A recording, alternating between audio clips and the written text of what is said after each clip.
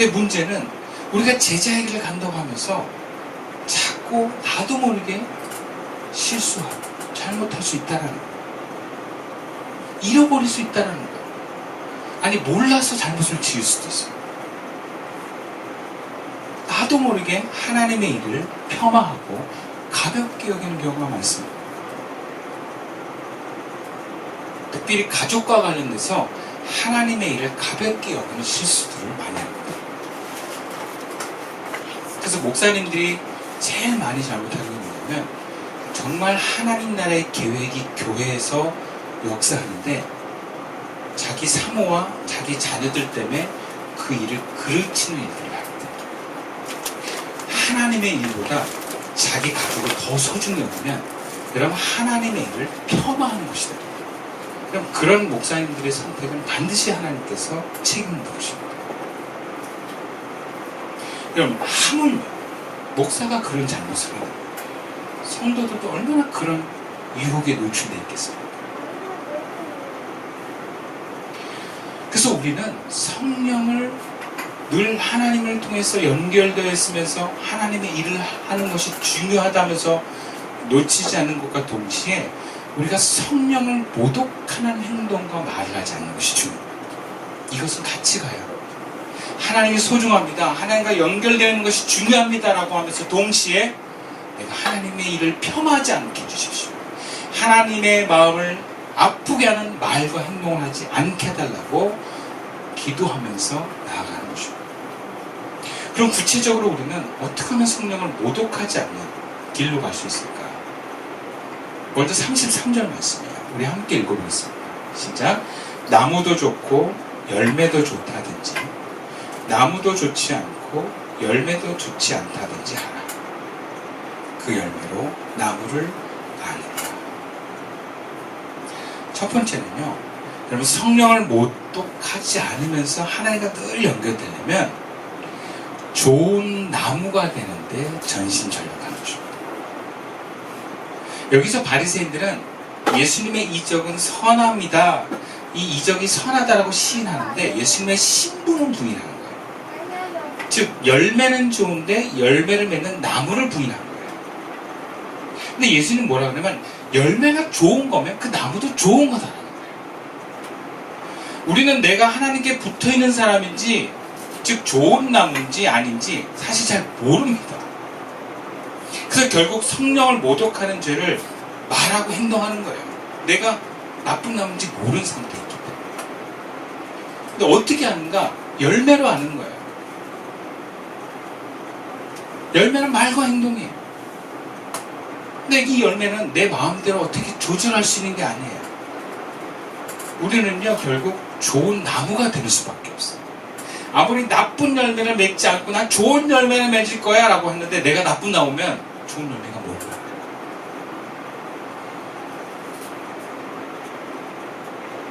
아무리 나무가 조심을 해도 잘못을 안 하려고 해도 결국 성령을 모독하는 일을 할 수 있게 된다는 거예요. 바리새인들은 말을 잘못한 게 아니라 이미 그 사람들 자체가 하나님과 끊어진 사람들이에요. 에고와 교만으로 가득 차 있는 상태입니다. 성령을 모독하는 말을 하게 된 것은 실수가 아니라 나쁜 나무에서 맺은 나쁜 열매일 뿐입니다. 우리는 나쁜 열매를 맺지 않으려면 열매가 아니라 나무에 관심을 가져야 돼요. 좋은 나무가 되기를 관심을 갖고 그 길을 가야 되는 것입니다. 그럼 좋은 나무가 되려면 어떻게 되는가? 물론 나무가 자라게 하는 것은 하나님이세요. 근데 내 역할이 있어요. 내가 내 삶에 좋은 나무가 되기를 가꾸고 돌보는 데 집중하는 거예요. 자라게 하시는 이는 하나님이심을 믿고 맡기지만 내가 할 일이 있는 거예요. 이것은 먼저 인생의 목적과 의미를 하나님께 두는 데 있어요.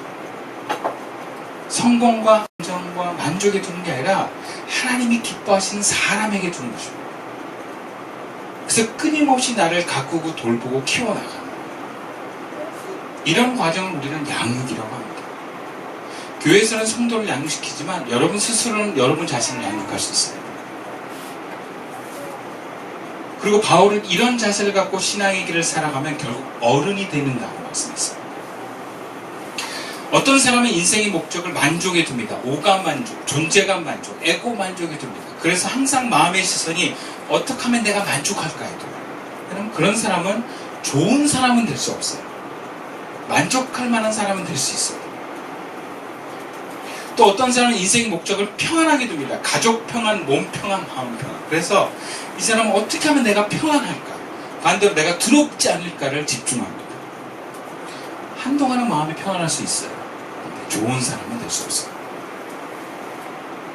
그럼 제자의 길을 가는 사람은 하나님이 기뻐하는 사람이 되는 게 목적이에요.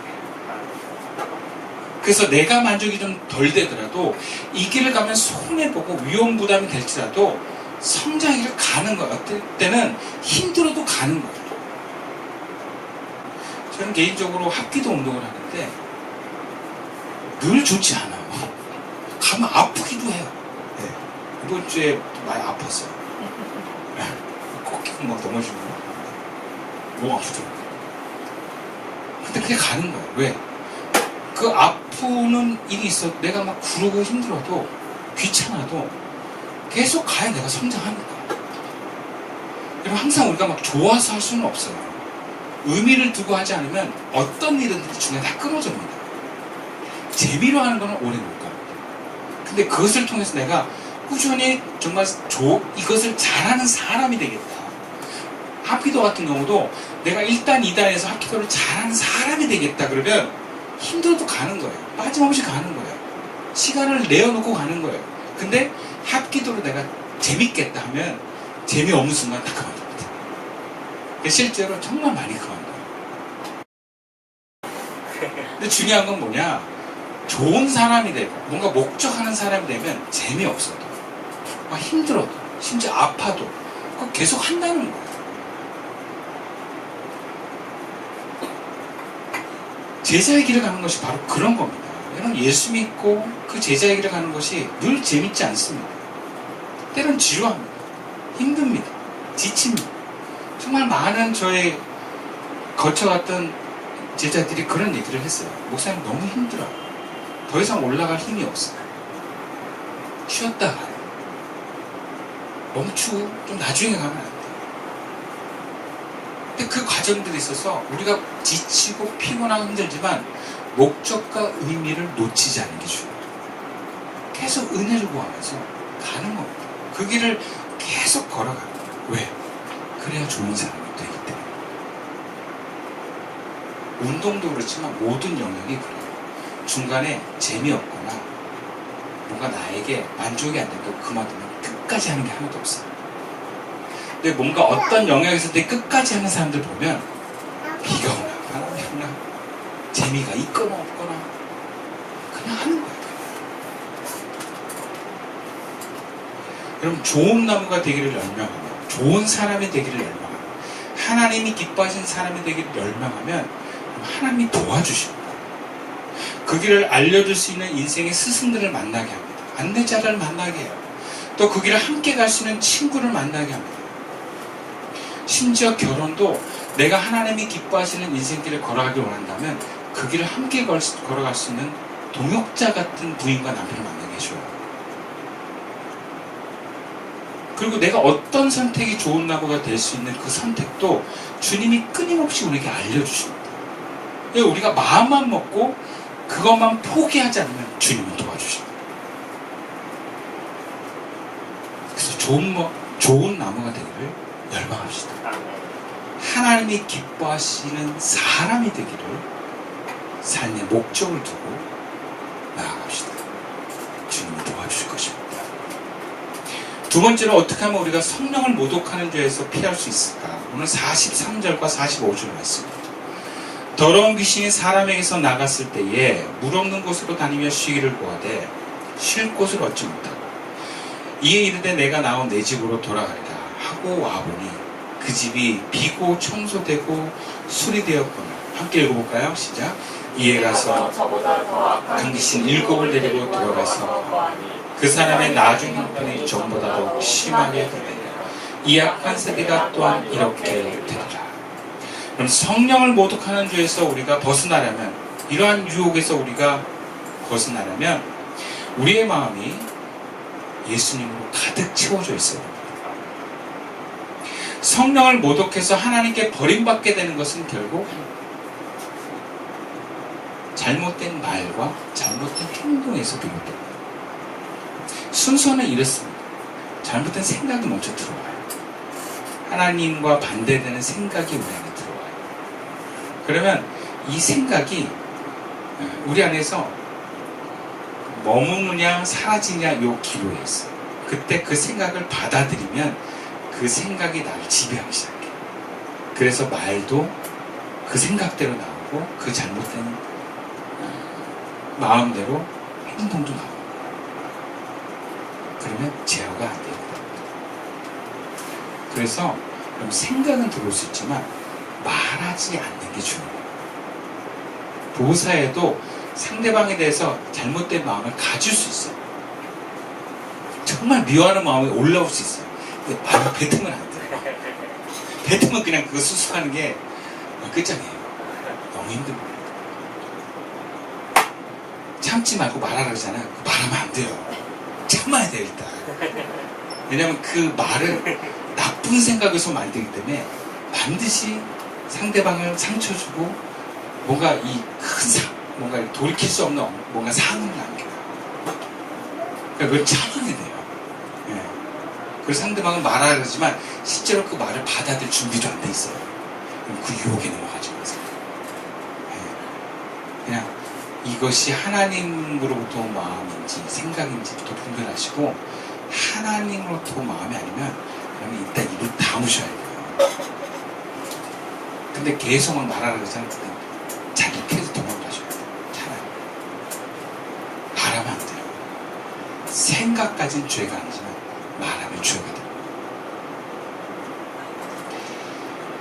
근데 잘못된 생각이 내 마음속에 계속 있는 상태로 방치하면 결국 말할 수밖에 없어요. 그게 인간이에요. 성경에서 가인과 아벨이 있을 때 가인에게 동생을 미워하는 마음이 들어왔어요. 생각이 들어왔어요. 처음에는 시기했어요. 하나님에 대해서 불평하는 생각이 들어왔어요. 근데 나중에 그 생각이 점점 커지면서 아마 혼잣말 했을 수도 있어요. 그러니까 죽이고 싶은 생각까지 올라가는 거예요. 생각도 발전하고 나쁜 생각도 커져요. 근데 생각만 갖고 하나님이 가인을 시험하지 않았습니다. 오히려 하나님의 그 생각을 지적하세요. 너 끊어내야 된다 그래요. 그게 창세기 4장 6절 7절 말씀이에요. 세 번역으로 제가 말씀드리겠습니다. 주님께서 가인에게 말씀하셨다. 어찌하여 내가 화를 내는가? 얼굴빛이 달라지는 까닭이 무엇이냐? 네가 올바른 일을 하였다면 어찌하여 얼굴빛이 달라지는가?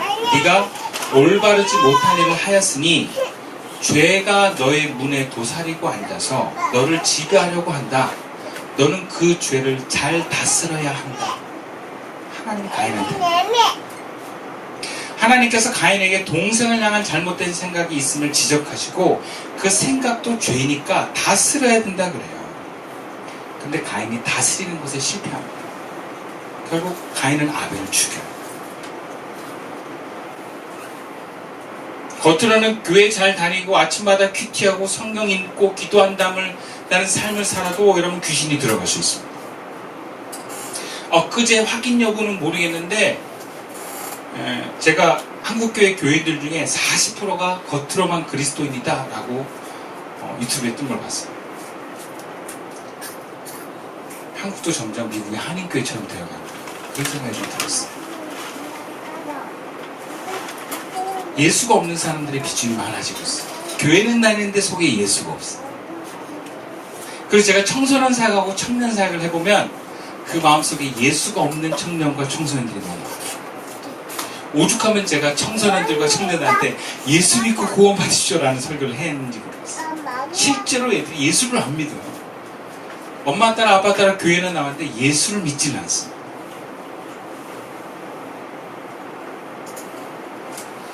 무슨 의미입니까? 예수가 없으면 귀신은 다시 들어옵니다. 주인이 없으면 귀신은 마음이 정리되고 행동이 율법적으로 정돈되어 있어도 들어간다는 것입니다. 우리가 이것은 사회적으로 건강한 정신과 깨끗한 마음을 가지고 있던 사람들이 망가져버리는 모습을 보이기도 합니다. 또 교회가 분란이 일어나면 이러한 모습도 보게 됩니다. 정말 인격적으로 훌륭했던 분들이 마귀 하수인 노릇을 합니다. 상상을 초월하는 모습이 보입니다. 그럼 정말 끔찍하고 상처받아요. 왜냐하면 내가 정말 존경하고 사랑했던 권사님, 지사님들이 그냥 마귀 하수인처럼 행동해요. 눈이 달라져요. 싹 달라져요, 사람. 그럼 예수님을 모십시다. 그것도 날마다 내 마음의 주인으로 모십시다. 어제 모시는 걸로 끝내지 말고 오늘 주님을 모십시다. 두 번째, 우리가 예수님을 모시는 건 구체적으로 성경 말씀으로 내 마음을 가득 채우는 것입니다.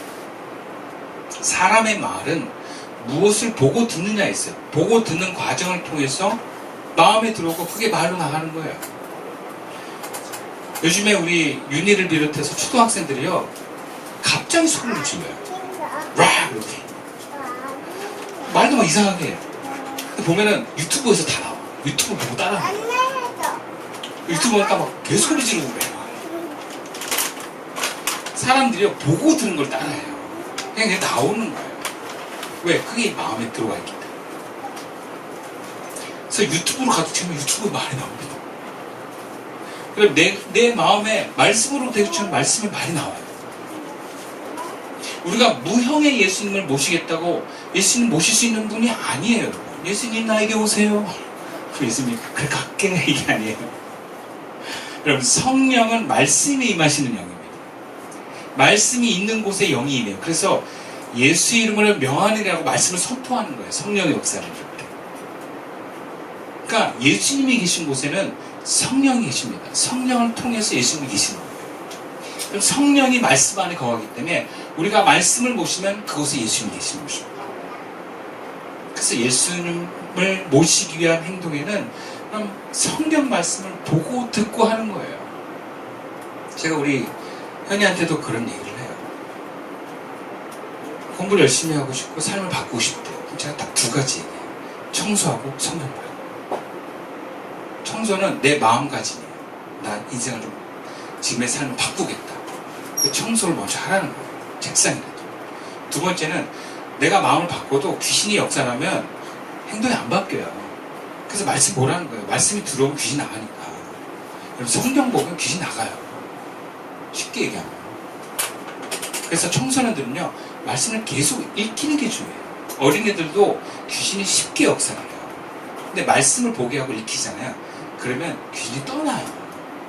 그럼 그 말씀이 우리 삶에 얼마나 큰 역할을 하는지 아셔야 돼요. 애를 때리고 가두고 통제할 게 아니라 청소하고 말씀을 익히십시오. 그리고 그 보면 알아요. 그 방이 어지럽혀 있고 지저분한 건 귀신이 역사하고 있다는 증거예요. 여러분 스스로도 그렇게 생각하셔야 돼요. 내가 내 삶의 주변이 너무 어지럽고 더럽다. 그럼 귀신이 좀 가까이 있구나 생각하셔야 돼요. 그래서 청소하셔야 돼요. 청소는 뭐냐? 내 삶을 바꾸겠다. 그런 결단의 표시입니다. 물론 원래 깨끗한 사람도 있죠. 그러니까 청소하는 걸로 끝나지 말고요. 말씀을 읽으세요. 말씀을 가까이 하세요.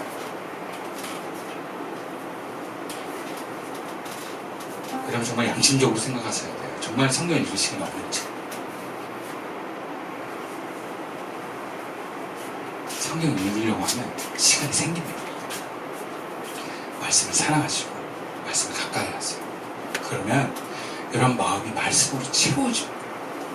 그러면 여러분들의 말은 말씀에 의한 영향을 받아요.